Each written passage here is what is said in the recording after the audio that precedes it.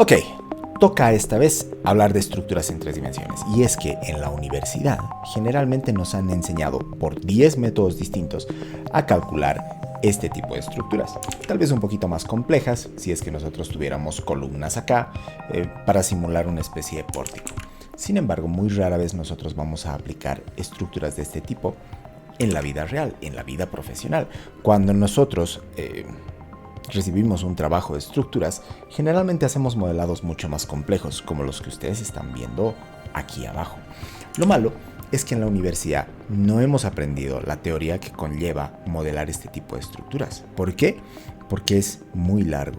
Aquí, con la ayuda de un poquito de tecnología, vamos a nosotros entender qué hay detrás, especialmente, de estos elementos de barra, ya sean verticales o horizontales. No nos vamos a enfocar tanto en lo que tenemos acá, que son elementos de placa o de membrana, o ambos, porque es una tecnología matemática un poco más avanzada que lo que vamos a ver acá. Pero por lo menos vamos a entender qué pasa con cada uno de los elementos de barra que pueden simular vigas o columnas en un pórtico en tres dimensiones. Bien, entonces, a refrescar conocimientos. Cuando nosotros llevamos análisis matricial o método de rigidez en dos dimensiones, tenemos nosotros un elemento de barra que puede simular una viga y cada uno de estos nudos tiene 3 grados de libertad, un desplazamiento en X, un desplazamiento en Y y un giro. Y pasa lo mismo con este otro nudo. Entonces tenemos 3 grados de libertad por nudo y en total tenemos 6 grados de libertad. La matriz de rigidez de un elemento va a ser de 6 por 6. Y esto es lo que nosotros hemos aprendido a modelar en la universidad. ¿Para qué sirve la matriz de rigidez en general? Una matriz de rigidez nos sirve para relacionar los desplazamientos, estos desplazamientos en los nudos, con las respectivas fuerzas externas, ya sea de solicitaciones o fuerzas de carga, que puedan aplicarse a la estructura. Entonces, esto es lo más básico del análisis mediante método de rigidez. En tres dimensiones sucede una cosa muy similar. Cuando nosotros tenemos un elemento de viga, como el que ustedes están viendo, nosotros simulamos el comportamiento de la viga mediante este elemento de barra. El elemento de barra va a tener dos nudos, igual que en un análisis bidimensional, pero acá nosotros vamos a tener 3 desplazamientos y 3 giros. En total, 6 grados de libertad por cada nudo. Entonces, en tres dimensiones, nosotros vamos a tener una matriz de rigidez que va a ser de 12 por 12. ¿Sí? Es una matriz mucho más compleja, ya vamos a verla en un momento, y a la vez, cuando nosotros tenemos estos desplazamientos y estos giros, encontramos nuevas solicitaciones en cada una de las barras. Generalmente en un análisis bidimensional nosotros tenemos entonces solicitaciones normales, momento y cortante. Eso es lo que nosotros analizábamos. Cuando nosotros hacemos un análisis en tres dimensiones aparecen solicitaciones un poquito más raras. Por ejemplo, este momento MY es un momento que nos flecta la viga en la dirección horizontal. Imagínense que esta regla es la viga y cuando nosotros aplicamos flexión en la dirección convencional que hemos aprendido en dos dimensiones, nosotros estamos más o menos intentando flectar la carga o la viga a partir de una carga vertical, ¿no? Que por la rigidez de esta viga van a ser muy difíciles de ver las deformaciones. Pero si nosotros aplicamos este momento MY, lo que nosotros estamos obteniendo es una flexión horizontal, ¿sí? La viga se va flectando horizontalmente internamente, entonces aparecen momentos MY. Por otro lado, nosotros vamos a tener este cortante BZ que hace una cosa muy similar. Lo que hace BZ es generarnos cortantes, pero en el plano horizontal. Si yo estuviera viendo la viga desde arriba, lo que hace BZ es algo así. Y finalmente nosotros tenemos esta T que corresponde a la torsión y esa torsión lo que hace obviamente es exprimirnos la viga, ¿no? No sé si logran ver, es este efecto, el efecto de torsión, el que nosotros tenemos con T. Entonces, estas solicitaciones T, BZ y MY están relacionadas justamente a los giros, a este giro de acá, a este desplazamiento de aquí y a este giro de acá, los que no teníamos en dos dimensiones. Entonces, el problema se hace bastante más complejo. ¿Qué tenemos entonces? Tenemos una matriz de rigidez 12 por 12, esto es de 12 por 12 e incluso aparecen nuevas variables. Tenemos nosotros el módulo de cortante y tenemos el módulo de torsión que debe estar acá, ¿sí? Este J. Y lo que hacen, obviamente, todos estos módulos es relacionarnos las solicitaciones, por ejemplo, de torsión, con los esfuerzos internos dentro de la viga, ¿no? Ahí tenemos entonces, les presento la matriz de rigidez de cada elemento. Ya se van dando cuenta por qué es tan complejo hacer un análisis de este tipo en una pizarra convencional en la universidad. Se necesita tener más herramientas para poder explicar lo que sucede. Ahora bien, el asunto, cuando nosotros, si recuerdan en la anterior diapositiva, fíjense, aquí hay un detalle. Nosotros tenemos el eje y así es como se presenta la matriz de rigidez. Esta matriz de rigidez está configurada para que el eje Y', que es el eje Y en coordenadas locales de la viga, esté apuntando hacia arriba, o sea, esté apuntando en la dirección de la altura de nuestra viga. El eje Z va a estar apuntando en la dirección horizontal, paralela a nuestro plano transversal de la viga, y vamos a nosotros tener un eje X' local que va a estar siempre coincidiendo con el eje de la viga. Todos los libros de teoría de elementos finitos o de análisis matricial o de rigidez muestran este sistema coordenado. El asunto es que cuando nosotros alineamos este sistema coordenado con las coordenadas globales de la estructura, generalmente cuando nosotros tenemos una estructura como esta, la coordenada de altura o el eje de altura es siempre el eje Z, y nosotros podemos tener acá el eje X y en profundidad el eje Y, ¿ok? Ahora, generalmente esta matriz, cuando nosotros la hacemos coincidir hacemos coincidir ejes locales con ejes globales de la estructura, nuestra viga parece echada. Fíjense dónde está el eje Y, que debería denotar la altura de la viga. Si nosotros hacemos coincidir los ejes globales con los locales, sucede esto. Aquí tengo una viga de sección W, ahí está la viga, que en este caso está volcada. Entonces nosotros tenemos que aplicar una serie de rotaciones a nuestro elemento de barra, a nuestra viga, para que esta viga llegue a su posición final, que muy rara vez esta va a ser su posición final. La serie de rotaciones que yo les voy a mostrar tiene que aplicarse en el orden que yo les muestro, porque si no va a ser muy difícil que ustedes puedan posicionar esta viga en una posición arbitraria final que ustedes deseen, ¿ok? Generalmente cuando nosotros entonces queremos ubicar esta viga en su posición final, porque esta viga puede estar rotada horizontalmente o incluso puede tener cierta inclinación, lo primero que tenemos que hacer con esta viga es rotarla respecto del eje X, ¿sí? Tenemos que aplicar nosotros primero una rotación de este tipo.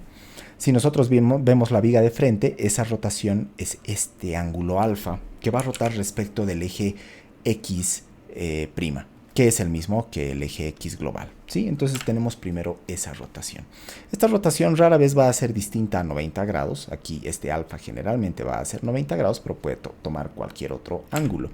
Matemáticamente, ¿qué sucede? Y aquí entran conceptos de álgebra lineal, cuando nosotros hablábamos de matrices de transformación lineal. Esta matriz T sub alfa es una matriz de transformación de rotación que tiene dentro cosenos directores. No voy a entrar al detalle de cómo es esta matriz de transformación, pero les voy a dejar el enlace en la descripción para los que quieran puedan ver cómo es esta matriz. Es una matriz ortogonal, quiere decir que la transpuesta es igual a la inversa. ¿Sí? Es una matriz compuesta por cosenos directores que tiene que aplicarse antes y después a la matriz K local que ustedes han visto acá. ¿Okay? Entonces, a esta matriz, si nosotros queremos rotarla respecto del eje, tenemos que aplicarle estas dos matrices de transformación multiplicadas antes y después a la matriz K local. Y la matriz que nosotros obtenemos es esta, K, que le he llamado K eje, pueden llamarla lo que sea. Una vez que nosotros rotamos entonces nuestro elemento, o sea, al aplicar nosotros esta multiplicación, esto equivale a matemáticamente en el espacio y digamos gráficamente a nosotros rotar esta viga 90 grados respecto de su eje, para que estando primeramente echada, nosotros rotemos nuestra viga para que esté paradita como convencionalmente nosotros la utilizamos. Una vez que nosotros entonces tenemos la viga en su posición rotada respecto del eje vertical, ¿ya? La segunda rotación que nosotros tenemos que aplicar es rotación en altura. Recuerden que no solamente vamos a modelar vigas con este elemento de barra. Podemos nosotros modelar columnas. Entonces la rotación esta de cabeceo, digamos, esta rotación vertical, en el caso de columnas va a ser de 90 grados, pero puede tomar cualquier otro ángulo. Podemos nosotros tener, por ejemplo, elementos estructurales más o menos como las cruces de San Andrés. Entonces ahí vamos a necesitar una rotación que puede estar aproximada a los 45 grados o lo que se necesite. Entonces, la segunda rotación que nosotros tenemos que aplicar es esta rotación vertical o de cabeceo, digamos, de la barra. Matemáticamente, ¿qué es lo que sucede? Fíjense, nuestro ángulo beta es este respecto de la horizontal donde estábamos. Nosotros elevamos la viga, la izamos como un puente elevadizo más o menos, y lo que pasa más matemáticamente es que el K sub eje, la anterior matriz de rigidez que teníamos, esta de acá, ahora tenemos que volverla a multiplicar por otras matrices de transformación que las vamos a llamar T sub beta. Estas matrices, nuevamente, las tienen en la teoría. Aquí estoy haciendo una especie de divulgación, si se dan cuenta. No estoy explicando muy a detalle las cosas, porque los que tengan curiosidad de saber un poquito más se van a ir a la lectura, que es lo más recomendable. Y una vez que nosotros aplicamos entonces esta multiplicación a K sub eje, nosotros vamos a tener otra matriz de rigidez que le estoy llamando K altura. Y esta K ya es una matriz de rigidez con la viga posicionada como ustedes la están viendo acá. Y finalmente, nosotros vamos a aplicar una tercera rotación, que es una rotación de derrape. A ver, tenemos la viga así, la hemos izado, la hemos rotado respecto al eje, la hemos elevado y ahora la vamos a rotar respecto, digamos, en el plano X y Y. Vamos a hacer una rotación de derrape, justamente. Estos términos de cabeceo y derrape los he sacado de un libro de matemática para videojuegos, porque cuando en matemática para videojuegos uno necesita modelar una cámara, generalmente la cámara se mueve en base a esos tres ejes. Nosotros tenemos en la cámara, tenemos una rotación, que es una rotación de eje. Incluso en la simulación de aviones sucede eso. Tenemos una rotación de eje. Luego tenemos una rotación de altura, de cabeceo.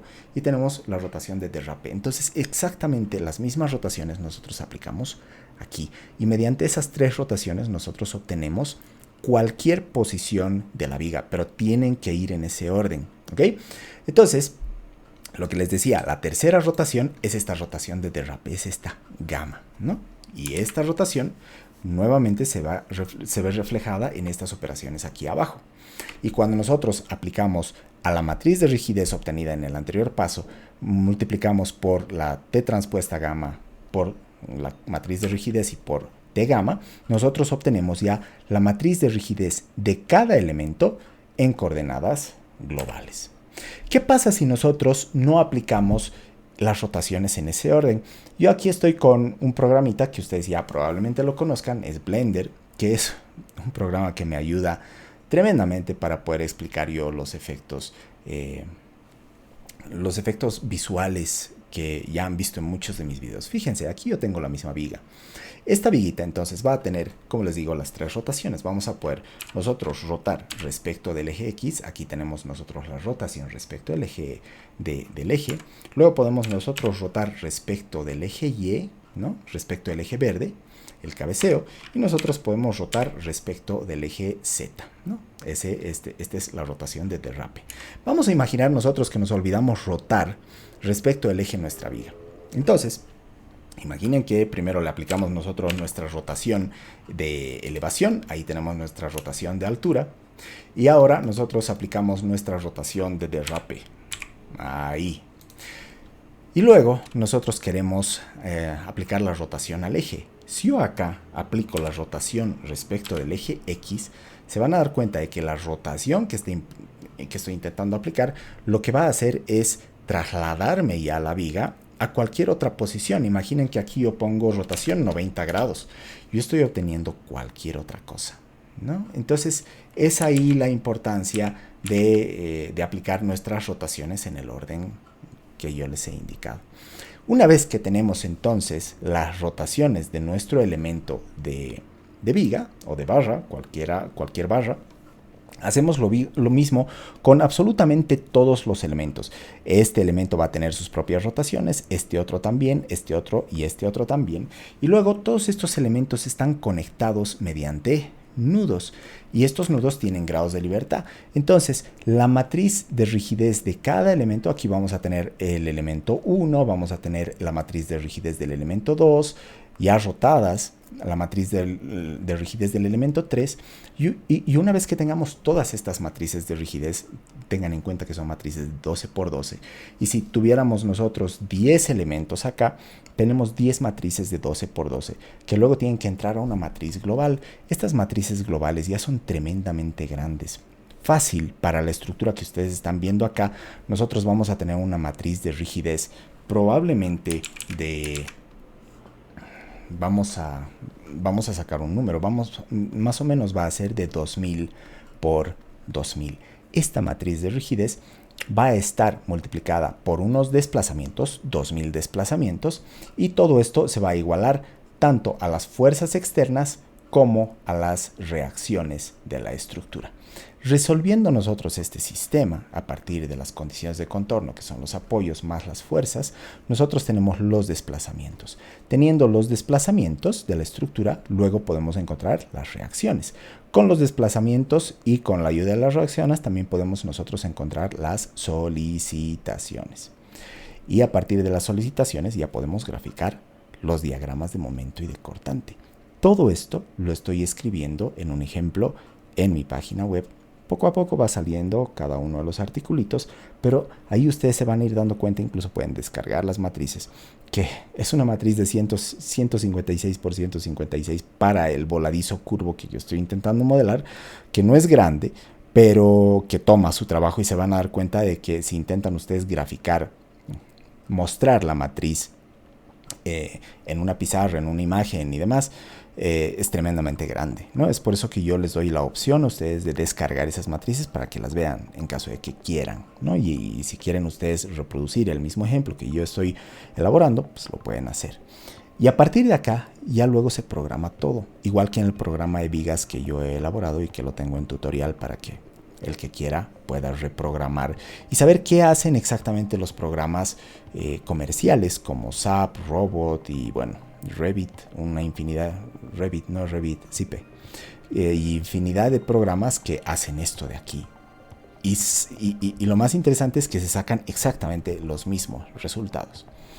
Una vez que ustedes aprenden a modelar esto, el siguiente paso es aprender a modelar los elementos de placa y de membrana, y una vez que tienen eso, ya tienen un programa estructural en 3 dimensiones que lo único que requiere es un poco del tiempo ustedes de programación, y tenemos un programa listo. Al final esa es la intención que tengo, esperemos para finales de este año. Eso era todo lo que les tenía que mostrar. Quería mostrarles un poquito qué hay detrás de la teoría de todo este análisis en 3 dimensiones de pórticos. Espero que les haya parecido interesante. Voy a seguir hablando un poquito más de esto y me voy a abocar en el ejemplo que estoy escribiendo y lo voy a mostrar también en video, así de forma muy por encima y divulgativa, para que entiendan ustedes de qué se trata, y una vez que estén ustedes orientados en el contexto, pues ya puedan leer a detalle cada una de las cosas que se hace en el ejercicio y así tengan conocimientos un poquito más amplios acerca de estructuras. Eso es todo lo que les tenía que mostrar. Nos vemos como siempre en un siguiente video. Adiós a todos.